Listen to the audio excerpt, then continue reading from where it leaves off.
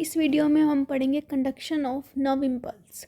अब एक nerve impulse से कैसे स्टिमुलस का कंडक्शन होता है।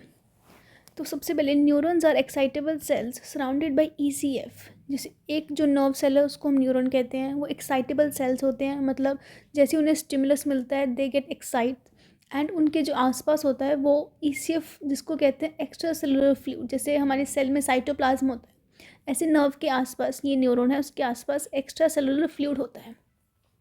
जो न्यूरॉन्स की नर्व है वो सिलेक्टिवली परमिएबल है Na+ और K+ आइंस के, और जो ECF है वो Na+ और K+ आइंस में रिच होता है, मतलब यहाँ पे इनकी एक्यूमुलेशन बहुत ज़्यादा होती है। तो ये एक डायग्राम है न्यूरॉन का, जिसमें ये हमें पता है इनको हम कहते हैं डेंड्राइट्स। ये है हमारे पास सेल बॉडी, और ये हमारा होता है एक्सोन। ये एक्सोन टर्मिनल, जिसको हम साइनेप्टिक नोब भी कह देते हैं। जो हम बात कर रहे हैं मेम्ब्रेन की, वो मेम्ब्रेन हम इस मेम्ब्रेन की बात कर रहे हैं। जो ये मेम्ब्रेन है ये है सिलेक्टिवली परमिएबल, जो हम ऊपर बात कर रहे थे Na+ और K+ आइंस में, और ये है अंदर वाला एक्सोप्लाज्म। जैसे ये एक्सोन है तो इसको हम बोलेंगे एक्सोप्लाज्म, ठीक है। अगर हम इसको अब जूम इन करते हैं, अगर हम देखते हैं अब स्टिमुलस का कैसे इफेक्ट पड़ता है एक न्यूरॉन पे। तो सबसे पहले ये एक पोलराइज्ड न्यूरॉन है। पोलराइज्ड न्यूरॉन ऐसा न्यूरॉन जो अभी तक रेस्टिंग स्टेट में है। रेस्टिंग स्टेट मतलब उसमें अभी तक स्टिमुलस नहीं आया है, कोई भी एक्साइटेटरी नर्व सेल्स अभी हुए नहीं हैं। तो ये हमारी मेम्ब्रेन है जो हमने ऊपर अभी पढ़ी, न्यूरॉन मेम्ब्रेन। ये हमारा अंदर है एक्सोप्लाज्म, और ये बाहर कह देते हैं हम ECF। ECF क्या था? Extra cellular fluid. तो ECF इज इलेक्ट्रोपॉजिटिव।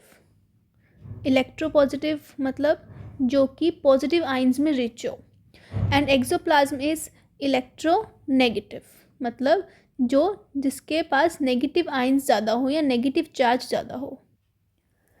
और ये है हमारे सोडियम पोटेशियम पंप्स। इन पंप्स के थ्रू ही हमारा जो न्यूरॉन है वो आगे अपनी कंडक्शन को फॉरवर्ड करता है। तो ये पोलराइज्ड न्यूरॉन है जो कि रेस्टिंग स्टेट में है। नेक्स्ट अब क्या आता है कि अब इस न्यूरॉन में, पोलराइज्ड न्यूरॉन में अब कोई स्टिमुलस एंटर हुआ। ये हमने पिंक जो है इसको हमने स्टिमुलस से शो किया है, इस पिंक को।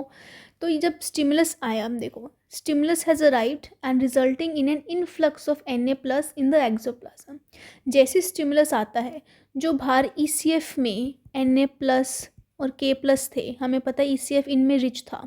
तो जैसे स्टिमुलस आता है तो ECF Na+ को अंदर भेज देता है एक्सोप्लाज्म में। किसके through?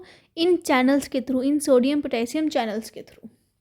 Influx is only permitted near the excited region of the membrane. ये Na+ का इन्फ्लक्स सिर्फ उसी रीजन में होगा जहाँ पे स्टिमुलस अभी आया है। जैसे स्टिमुलस अभी सिर्फ इस पोर्शन में आया है तो इन्फ्लक्स सिर्फ इस पोर्शन में होगा, इसमें नहीं होगा, इसमें भी नहीं होगा। Polarity of neuron is reversed. जैसे ही Na+ अंदर एंटर हुआ एक्सोप्लाज्म में, जो पोलैरिटी है न्यूरॉन की, पोलैरिटी मतलब ये बाहर पॉजिटिव अंदर नेगेटिव, ये रिवर्स हो जाएगी। क्यों? क्योंकि अब जो कॉन्सेंट्रेशन है Na+ की वो एक्सोप्लाज्म में ज़्यादा हो गई, इसलिए अंदर पॉजिटिव चार्ज ज़्यादा हो गया और बाहर नेगेटिव हो गया। Stimulated region is now called depolarised neuron as concentration of Na+ is more inside the neuron and less outside.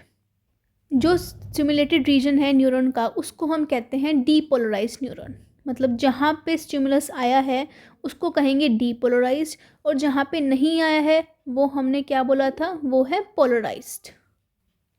Non excited region of neuron is still called the polarised neuron और neuron at resting stage. ये हमने ऊपर पढ़ा था कि अभी जो non excited reason है, मतलब जहाँ पे स्टिमुलस अभी नहीं आया है, उसको कहते हैं पोलराइज्ड, या फिर न्यूरॉन एट रेस्टिंग स्टेट, या स्टेज भी कह सकते हैं आप, ठीक है। तो यहाँ पे अब इतना आपको समझ आया कि जब भी कोई स्टिमुलस आएगा न्यूरॉन की, एक तो क्या होगी, जब भी कोई स्टिमुलस आएगा न्यूरॉन की जो पोलैरिटी है वो रिवर्स होगी। दूसरा, उसको हम डीपोलराइज्ड न्यूरॉन कहेंगे, और जो इन्फ्लक्स होगा Na का वो सिर्फ और सिर्फ एक्साइटेड रीजन में ही परमिटेड होगा।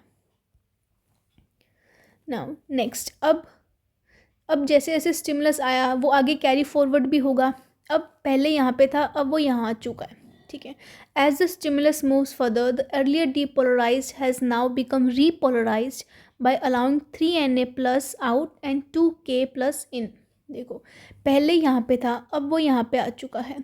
तो जो पहले वाला डीपोलराइज था, ये पहले डीपोलराइज कैसे था, क्योंकि इसके पास पहले स्टिमुलस थी, और ये था पोलराइज्ड क्योंकि इसके पास कोई स्टिमुलस नहीं थी। बट अब क्या हुआ, अब ये डीपोलराइज्ड वाले ने अपनी स्टिमुलस इसको दे दी, तो ये पोलराइज से हो गया डीपोलराइज्ड, और ये डीपोलराइज से हो गया रीपोलराइज्ड।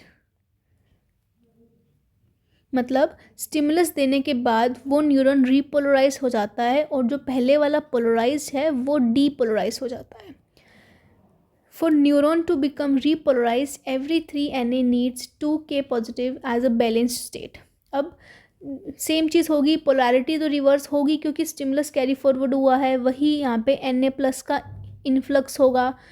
तो इसके लिए एक हमारे पास रेशो होता है, एक स्पेसिफिक रेशो, वो होता है जब 3 आइंस ऑफ सोडियम बाहर जाएंगे तब 2 आइंस अंदर पोटेशियम के अंदर आएंगे। ये कैसे, ये एक सेट ऑफ रूल है इस स्टेट को बैलेंस करने के लिए। मतलब जब ये पोलैरिटी रिवर्स होगी, ये इसी रेशो में होगी, 3 आइंस अंदर जाएंगे और 2 के बाहर आएंगे, तभी हमें आगे ये पोलराइज, डीपोलराइज और रीपोलराइज मिलेंगे। डीपोलराइज को रीपोलराइज होने में ये 3Na और 2K का जो रेशो है ये कंप्लीट करना ज़रूरी है। इसको आप कैसे लर्न कर सकते हैं, देखिए जैसे 3Na है, इसको आप ऐसे लिख सकते हैं ना, टीना, 3Na टीना, और 2K है, तो 2K को जैसे हम आज की लैंग्वेज में 2000 को हम ऐसे भी लिख देते हैं। तो इसको ऐसे लर्न करिए कि टीना ने 2000 रुपये दिए बाहर आने के लिए, क्योंकि ये तो 3Na तो आउट होंगे और 2K इन होंगे, तो टीना ने 2000 रुपये दिए, इन किए, किसको, एक्सोप्लाज्म को बाहर आने के लिए। Further stimulus continues to spread as an influx of sodium ions into axoplasm and polarity reversed. जो ये जो पोलैरिटी वाला सीन है ये कंटिन्यू होता रहेगा, और 3Na बाहर आते रहेंगे, 2K अंदर जाते रहेंगे, और ये पोलैरिटी ऐसे रिवर्स्ड होती रहेगी। तो इसमें ये तो हमारा अब हो गया रीपोलराइज्ड। क्यों, क्योंकि इसने अपनी स्टिमुलस आगे फॉरवर्ड कर दी, इसके पास कोई स्टिमुलस नहीं थी, अब इसके पास आ गई, तो ये हो गया डीपोलराइज्ड। इसके पास अभी तक स्टिमुलस नहीं आई, तो ये है हमारा पोलराइज्ड या फिर रेस्टिंग न्यूरॉन वाला। ओके, नाउ नेक्स्ट इज, अब क्या हुआ, अब जो हमारी स्टिमुलस थी वो पहले यहाँ थी, फिर यहाँ आई, अब वो यहाँ से यहाँ आ गई। तो stimulus has reach the end of neuron, that is the synaptic knobs. यहाँ पे हमने बहुत शॉर्ट में लिया है कि ये हमने सिर्फ 3 चैम्बर्स से हमने बताया है, वैसे इसमें बहुत लॉन्ग होते हैं न्यूरॉन्स।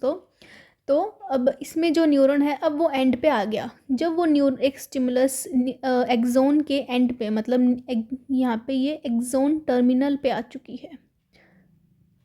जब एक स्टिमुलस न्यूरॉन के एक्सोन टर्मिनल पे आ जाए, तब हमने ऊपर डायग्राम में पढ़ा था ना, यहाँ पे साइनेप्टिक नोब्स थे, ये साइनेप्टिक नोब्स। जब वो स्टिमुलस यहाँ पे आ जाए तब वो क्या करते हैं, हम वो पढ़ रहे हैं अब।